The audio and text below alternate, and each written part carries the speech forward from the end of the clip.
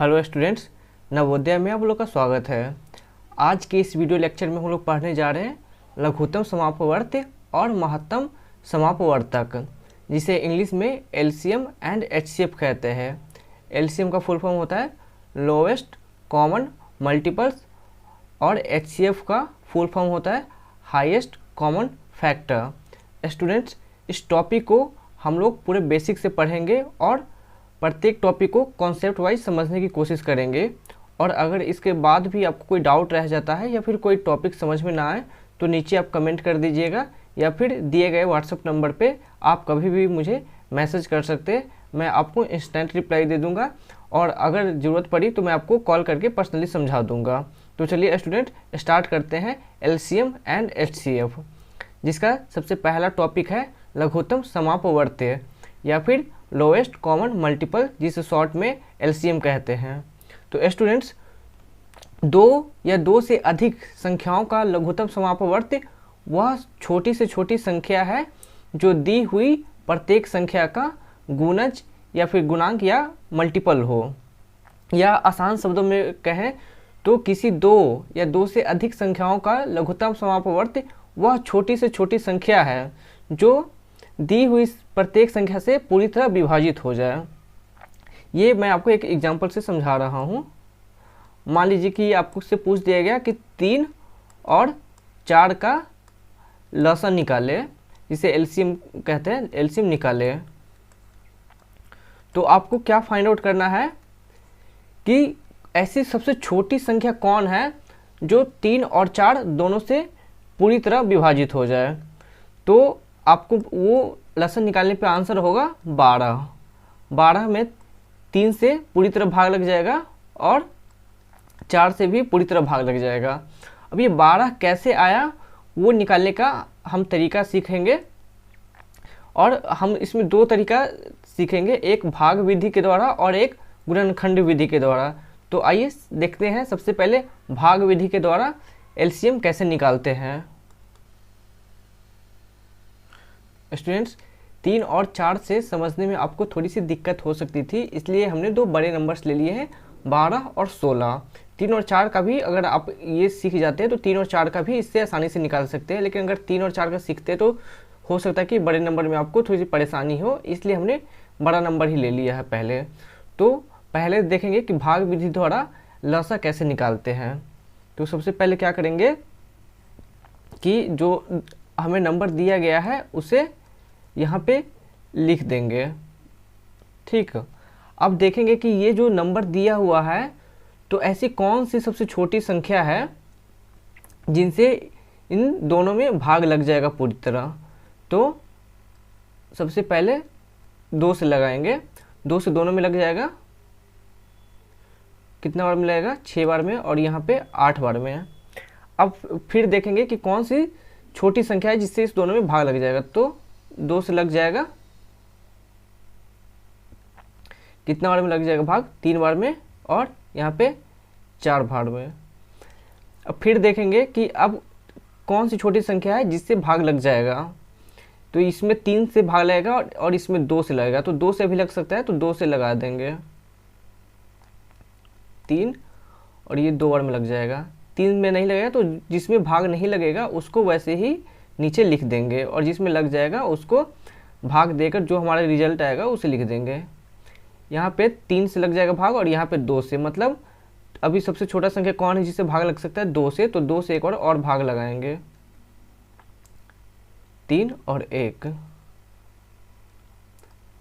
अब सबसे छोटी संख्या कौन है जिससे भाग लग जाएगा, यहाँ पे आपको 1 दिख रहा है, लेकिन 1 से हम भाग नहीं लगाते क्योंकि 1 से तो सभी संख्या में भाग लग जाता है। 2 से बड़ी संख्या कौन है जिससे इस समय भाग लग जाए, तो 3 से एक बार में, और इसमें नहीं लगेगा तो इसको ऐसे ही उतार देंगे। अब जब हमारा यहाँ पे रिजल्ट 1 आ जाए, सबका इसका भी रिजल्ट 1 आ जाए और इसके सामने का भी रिजल्ट 1 आ जाए, तो हम फिर आगे भाग नहीं देंगे और वहीं पर छोड़ देंगे, और हमारा एलसीएम क्या हो जाएगा, यहाँ पर जो हमारा संख्या आएगा उसे हम सीधे गुना कर देंगे सबको, और गुना करने के बाद जो हमारा रिजल्ट आएगा वही हमारा एलसीएम होगा। कितना हो जाएगा, 2 दूना 4, 4 दूना 8, 8 दूना 16, 16 3 48। तो 12 और 16 का एलसीएम 48 होगा। एक बार और मैं इसे समझा देता हूँ। पहले जो संख्या दिया हुआ है उसे यहाँ पे लिख देंगे और देखेंगे कि कौन सी सबसे छोटी संख्या है एक के अलावा जिससे इनमें भाग लग जाएगा। किसी एक में भी अगर भाग लग जाता है तो उससे लगा देंगे हम। तो 2 से इन सब में भाग लग जाएगा। तो 2 से 12 में कितना बार मिलाएगा, 6 बार में, और 16 में 8 बार में। फिर देखेंगे क्या इस दोनों में किस छोटी संख्या से भाग लगता है। तो 2 से लग जाएगा, 3 बार में भाग लगेगा, 4 बार में। अब फिर देखेंगे इनमें से जो संख्या दिया हुआ है उनमें कौन सी सबसे छोटी संख्या से भाग लग जाएगा। तो 4 में 2 से लग जाएगा, लेकिन 3 में नहीं लगेगा। तो क्या करेंगे, 4 में बस भाग लगाएंगे और 3 को वैसे ही लिख देंगे। अब फिर इस संख्या में सबसे छोटी संख्या जिससे भाग लग जाएगा वो है 2। फिर यहाँ पे भाग लगाएंगे तो इसमें नहीं लगेगा, तो इसको ऐसे ही लिख देंगे और इसमें एक बार में लग जाएगा। अब एक को जब हमारा एक जाए तो उसको हम कुछ नहीं करेंगे, उसको ऐसे ही आगे लिखते जाएंगे। अब बाकी संख्या पे ध्यान देंगे। अब देखेंगे कि इस 3 में कौन सी सबसे छोटी संख्या से भाग लग जाएगा एक के अलावा। तो 2 से नहीं लगेगा, 3 से लग जाएगा। तो 3 से भाग लगाएंगे। 3 से जब भाग लगाएंगे 3 में तो एक बार में लग जाएगा और एक को ऐसे ही लिख देंगे। और जब सबसे आखिर में हमारा एक एक आ जाएगा सबके नीचे, तो उसके बाद हम भाग नहीं लगाएंगे किसी संख्या से। और जो हमारा यहाँ पे जो संख्या आएगा उसे गुना करने के बाद जो हमारा रिजल्ट आएगा वही हमारा आंसर होगा। सॉरी, यहाँ पे 48 होगा, बाय मिस्टेक मैंने लिख दिया है वो।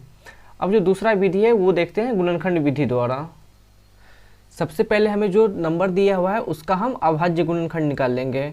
मैंने फैक्टर्स और मल्टीपल्स में अभाज्य गुणनखंड कैसे निकालते हैं वो बताया हुआ है, आप जाकर वहाँ पे फिर से एक बार देख लेना। तो 12 का अभाज्य गुणनखंड क्या हो जाएगा, 2 गुने 2 गुने 3।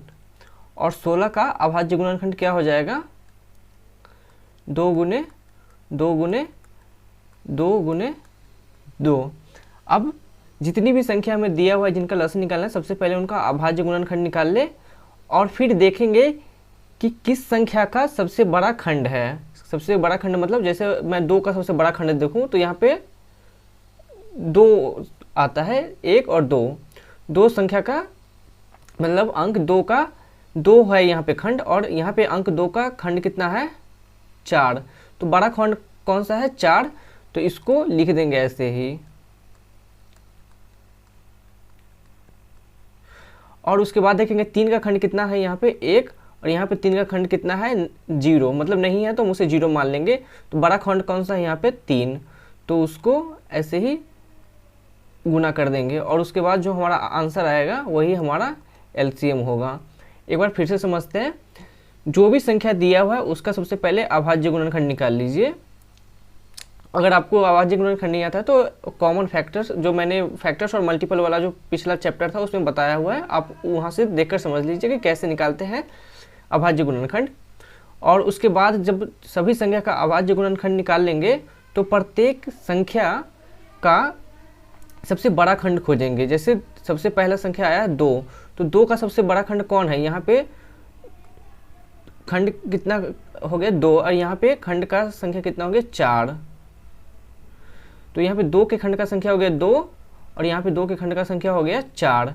तो बड़ा कौन सा है, 4 वाला। तो ये पूरा पार्ट ले लेंगे और यहाँ पे इसको लिख के मल्टीप्लाई कर देंगे। और उसके बाद देखेंगे 3 का यहाँ पर खंड कितना आ रहा है, 1 खंड, और यहाँ पे 3 का कितना है, नहीं है, तो हम इसका खंड 0 मान लेंगे। तो बड़ा कौन सा हो जाएगा, ये 1 वाला, और उसको 3 से गुना कर देंगे।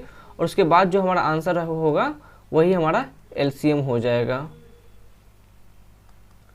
अगला जो टॉपिक है वो है महत्तम समापवर्तक, जिसे इंग्लिश में हाईएस्ट कॉमन फैक्टर कहते हैं। आइए इसके डेफिनेशन दिखते हैं। 2 या 2 से अधिक संख्याओं का महत्तम समापवर्तक वह बड़ी से बड़ी संख्या है जो प्रत्येक दी गई संख्या को पूर्णतया विभाजित कर दे। कहने का मतलब है कि अगर आपको 2 या 2 से अधिक संख्या दिया हुआ है तो आपको फाइंड आउट करना है कि ऐसा कौन सबसे बड़ा संख्या है जो दिए गए संख्या को पूरी तरह विभाजित कर दे। एक उदाहरण द्वारा देखते हैं। पूछा गया आपसे कि 12 और 16 का महत्तम समापवर्तक निकालें। तो आपको पता करना कि ऐसा कौन सा सबसे बड़ा संख्या है जो 12 और 16 दोनों को पूरी तरह विभाजित कर दे। तो अगर आप निकालेंगे इसका मासा या HCF तो उसका आंसर 4 आएगा। ये 12 को पूरी तरह विभाजित कर देगा 3 बार में और ये 16 को पूरी तरह विभाजित कर देगा 4 बार में। अब मासा कैसे निकालेंगे उसका भी 2 तरीका है, एक है वही भाग विधि के द्वारा और दूसरा है गुणनखंड मेथड के द्वारा। तो सबसे पहले देखेंगे कि भाग मेथड के द्वारा कैसे निकालते हैं HCF या फिर महत्तम समापवर्तक। सबसे पहले भाग विधि द्वारा देखते हैं कि संख्याओं का मासा कैसे निकालते हैं। तो दिया हुआ है 12 और 16 का मासा निकाले। तो जो सबसे छोटी संख्या है उससे बड़ी संख्या में भाग देंगे सबसे पहले। तो छोटी संख्या है 12, उससे 16 में भाग देंगे। कितना बार में भाग लगेगा? 1 बार में। और घटाने पे कितना आ जाएगा? 6 में से 2 जाएगा तो 4 और ये 0। अब यहाँ पे हालांकि हमारा शेषफल 0 नहीं है, तो इसलिए जिससे भाग दे रहे थे अब उस संख्या को यहाँ पे लिख देंगे। ठीक है, ये हमारा अब भाजक हो जाएगा और ये जो संख्या है इसमें हमें भाग देना है। अब 4 से 12 में देंगे। कितनी बार में लगाएंगे भाग? 3 बार में। 4 3 12। अब यहाँ पे 0 0 आ गया। तो जिस संख्या से भाग देने पे शेषफल 0 0 आ जाए वही हमारा मासा हो जाता है। तो हमारा मासा कितना हो गया? 4। दूसरा तरीका है गुणनखंड विधि। तो सबसे पहले इसका क्या करेंगे? गुणनखंड निकाल लेंगे जो दिया हुआ संख्या है। 16 का भी निकाल लेंगे।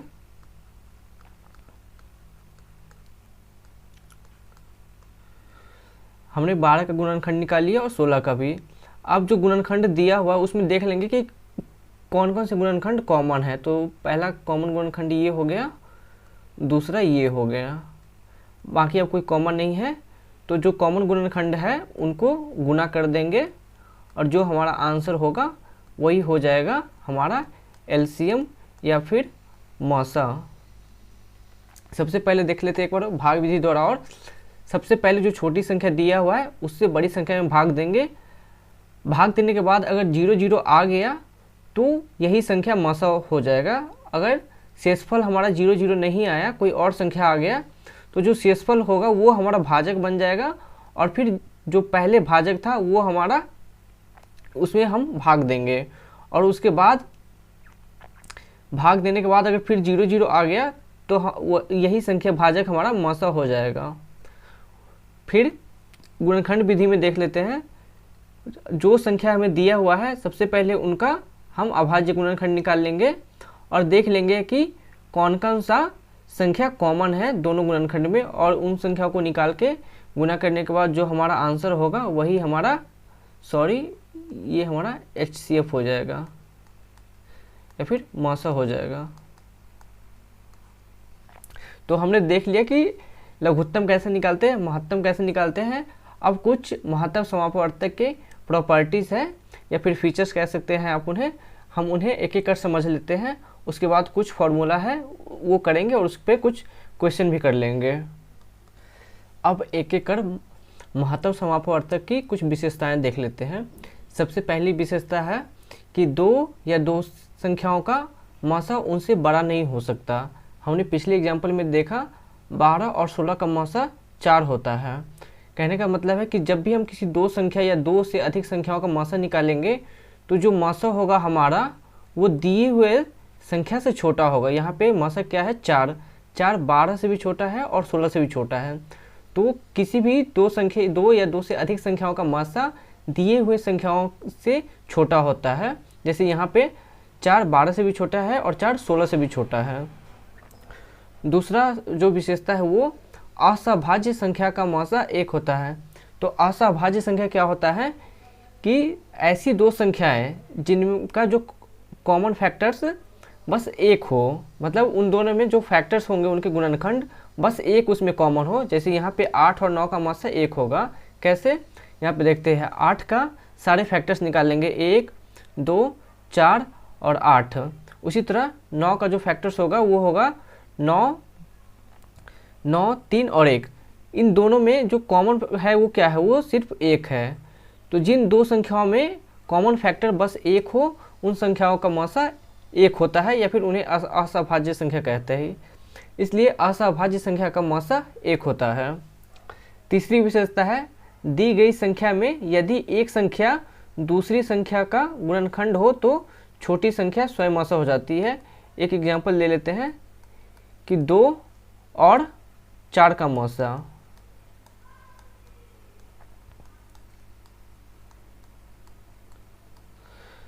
तो यहाँ पर जो 2 है वो छोटी संख्या है और 4 बड़ी संख्या है, और जो 2 है वो 4 का एक गुणनखंड है, तो मासा क्या होगा, ये छोटी संख्या ही हो जाएगा। हमने एक एक कर तीनों विशेषताएं देख लिए। अब कुछ फॉर्मूलाज देख लेते हैं और उस पर कुछ क्वेश्चन प्रैक्टिस कर लेते हैं।